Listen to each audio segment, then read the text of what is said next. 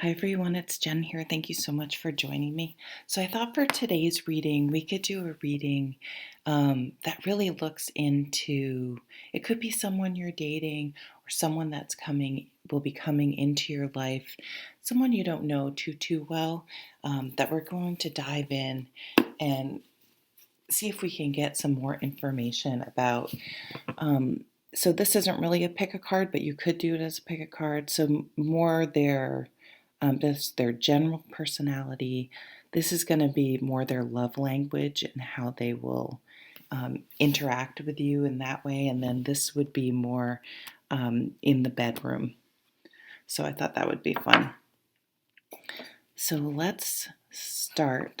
Oh my gosh, I'm always dumping over my thing. Let's start with the more general on the surface appearance of this person. So don't get hung up on gender. I'll try to stick with energies and not gender, but sometimes I do. If I'm talking about the queen, say she, but just I hope you're doing really well. Thanks for stopping by my channel if this is your first time, and if you've been a long time subscriber, I appreciate it. If you did want to like, share, subscribe, I'd really appreciate it. So thank you. Okay, so what is this person like just in general? Wow. So the Chariot.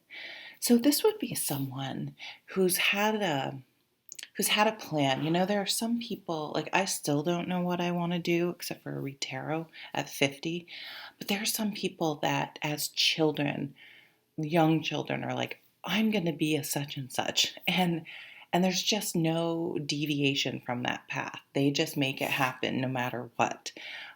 So I feel like this person would be like that. They would really, they're action oriented.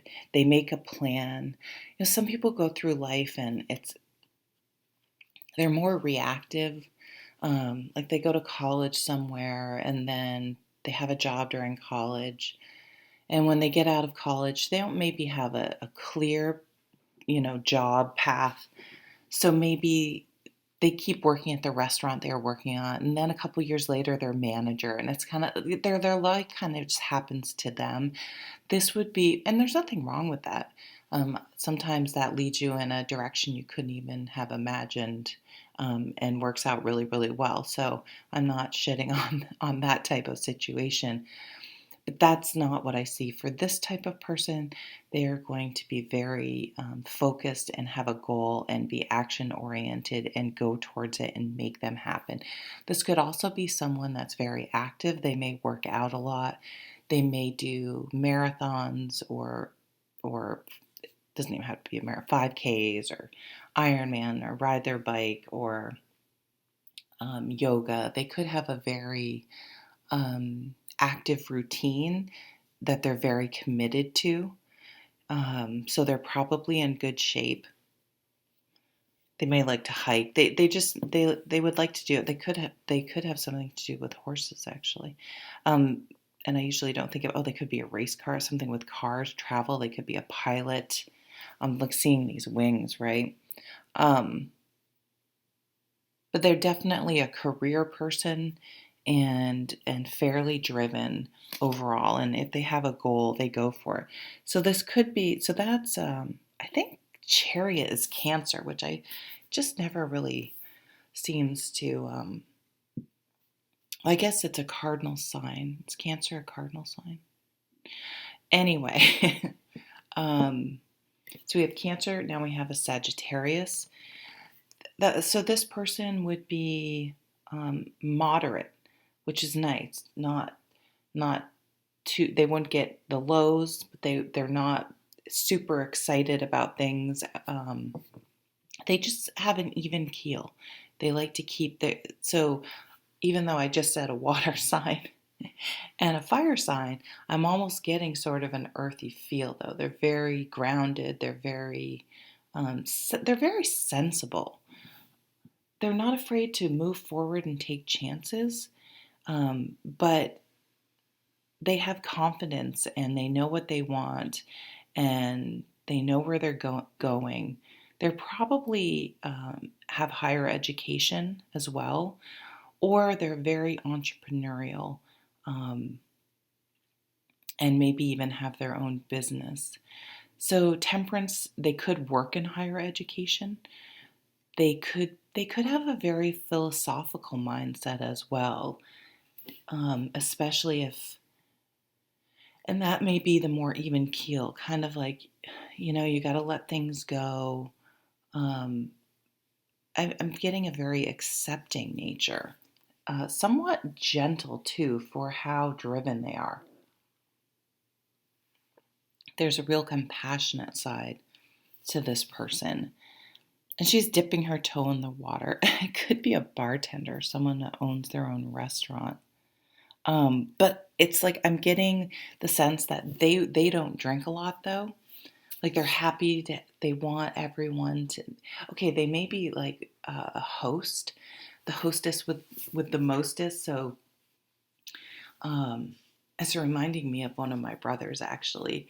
He's very much like if you come to his house, he's always asking, "Do you have enough? Can I get you a drink? Can I get you? Do you need anything?" Not annoyingly so, but just very.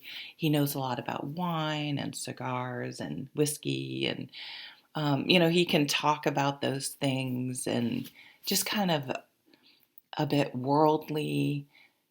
So it's a bit of a chameleon in different situations. Can kind of hang out at a bonfire and drink out of a red Solo cup from a keg of beer, but they could also go into a wine bar and choose an expensive glass of wine. I'm sorry, I'm talking so much about drinking. It could be coffee and and it doesn't have to be alcoholic, but you know what I'm saying. Five of Swords. I think they've gone through it in the past. Um, Maybe they had a pretty nasty relationship before, a pretty bitter breakup. And so they are a bit more, maybe this is the earth energy, slow moving, a little bit more cautious. Um, they don't ever want to get into that situation again. So my gut is that if you guys, when you get together, if things like personality clashes, or they're going to want someone who fights fairly, and they have some hard stops, some lines in the sand they're not going to deal with again. um, they too, I think, have changed and can see that they had contributed to past relationships or past situations in a negative way and have done the work, but they know no way in hell are they going to tolerate that in a new relationship. So they may have sort of dated some people and had a few short-term relationships that may make you go, huh, what's up with that? But I think it's just because they give them long enough to get to know the person, and know enough that if it's not going to work or not. They're not afraid of being alone. Um, they're okay with saying, oh, this isn't a match, and moving on. So I really like that energy about this person.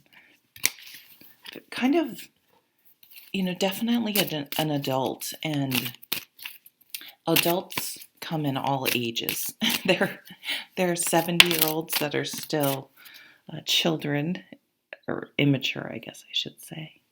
And there are younger people that are very mature. So this may be a bit of an old soul. So this next group of cards, we're going to look at sort of how they may approach you in love. I would say that last group was more of their outward appearance. This is more how they will be in a romantic relationship.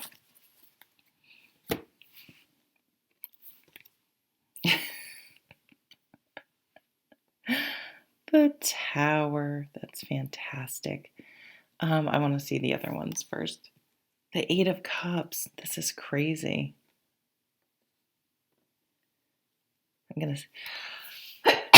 I'm sorry. And the Sun. I mean, so what I'm seeing is that a past relationship that really sort of blew things up, that they had to walk away from, is, I don't get the sense that they're carrying the resentment from it. I get the sense that they really learned a lot and it was a painful, painful lesson, and that they did everything they could, and in fact, probably put too much of themselves into this relationship and trying to save it. It could be there were kids involved. Um, or they also could have had some tragedy as a child, something horrible like lost a parent, um, or suffered bullying, something that would shatter the safety of a child's world. So divorce, um, so maybe they lived through a divorce and there was a lot of fighting. Okay, that could be it too. And so they're really sort of, just thoughtful and careful and conscientious about that. Sometimes that can make people bitter or really closed off, but I think it's just made them quite cautious and that they're very careful to not get in too deep. They're going to take it slowly. They're just going to. Um, but here you see the sun coming out, this love. They would be very loving. They would want children if that's, in the, what both people want in the right time of life for them. Here's a horse again in the background. I know tarot cards have lots of horses in them, which draws them to me, but they could, now I'm even seeing something like an organic farm where they could have their own chickens and, they could be a little bit of a, oh, okay, someone that, they could be someone environmentally conscious. And they may do wherever they live. So if they live in an apartment in the city, they may just grow herbs on the windowsill, but they're conscientious about the earth. But if they live somewhere with a little bit of land or a little bit of space, they may actually grow their own vegetables. They may be into cooking. I know I'm getting off of the romantic thing. So they could like to cook for you. You may connect romantically, going back to, setting a candlelight and selecting a nice wine, and they may be a good cook. That keeps coming up too. Someone that works in the restaurant business.